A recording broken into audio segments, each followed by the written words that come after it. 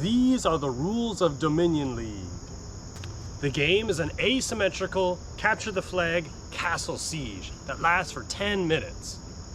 Of the 3 flags, there is a neutral one that starts on the trail, a flag for the defenders team which starts in the castle, and a flag for the invading team which starts in the outlands. To make this more interesting, the defending team has a finite pool of lives for the 10-minute game, while the attacking team has an infinite 30-second wave respawn. The way for the defenders to win is to take as many of the flags as possible and hold them in their castle till the end of the game, because the team with the most flags at the end of the game will win. However, because the castle is such an advantage, the invaders team actually has a second way to win, and that is to remove all of the pool of lives that the defending team has, which means that if the invaders can kill the defenders enough times, they can completely wipe out all of their pool of lives and then just take all the flags and win automatically. The objective for the defenders, on the other hand, is to take all of the flags, all 3 flags in the game, and hold them in their castle till the end of the game, and prevent the invaders from besieging them and taking their flags back. It is a game of both tactics and strategy. The defenders have to use good strategy to budget their finite number of lives to actually be able to mount offensives and take the flags both from the defenders and from the trail.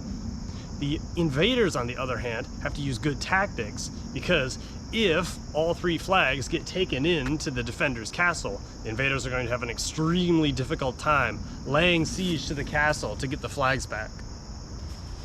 In general, the 2 teams should be anywhere from about 3 to 5 players. And any of those players can choose to be any one of 5 different fighting classes. The first class is, of course, the knight, who uses a shield and often has full armor. The second class is the vanguard class, who can either use a 2-handed longsword, or they can wield a bludgeon with 2 hands. A bludgeon is a special weapon with the length of a 1-handed sword, but when wielded with 2 hands, can smash through armor. The third class is the scout class, who uses 2 one-handed daggers, which can be either short swords like these or daggers.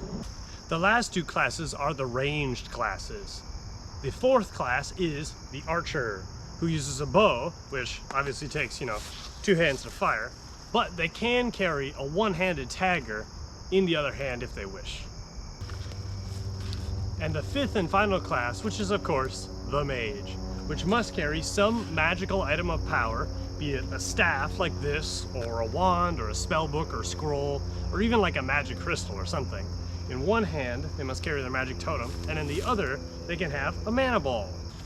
In this version of the game, the mage has only 4 spells they can cast. They can cast Fireball or Root, which are both single target spells. Single target spells have to actually hit the person on either their body, armor, or weapon or shield. However, the mage has 2 area of effect spells, which can actually just hit the environment around the players. Those are Cleanse, which is used to heal teammates, and Gust, which can drive enemies back. Each team can really be composed of whatever sort of classes they want. If they want, 5 archers, best of luck to them. But some advice from a veteran player is that the shields of the knight class are extremely good for defense. So if you are perhaps on the castle side of things, you may want to change the composition of your team to have more shields and less scouts. However, vanguards are an extremely offensive weapon and would work very well to pick off defenders if you're on the invaders team. All of these safe sword type rules and sacred flag bearer rules are being observed as normal. And the 4 spells previously listed will be the only ones allowed to the mages for this trial run.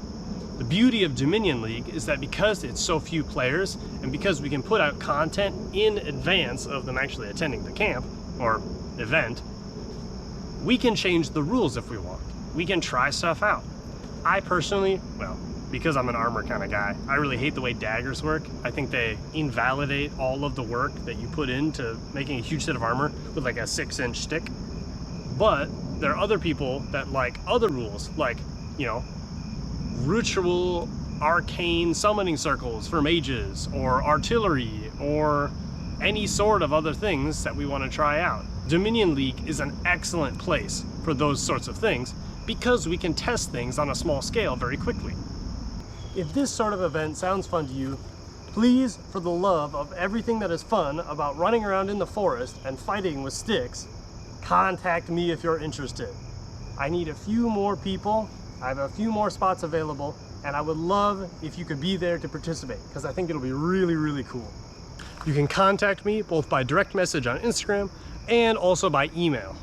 The date is going to be Saturday, August 19th from about noon to 3 p.m. and it's looking like the location is going to be Theo Worth Regional Park. I'm going to try to record as much of the proceedings as possible and hopefully turn them into a couple of very, very cool YouTube videos. So if you'd like to be a part, please contact me because we'd love to see you there. And by the way, check out this awesome castle I made in like 4 days. Just so you know, it got made out of the 3 pieces of the old boat.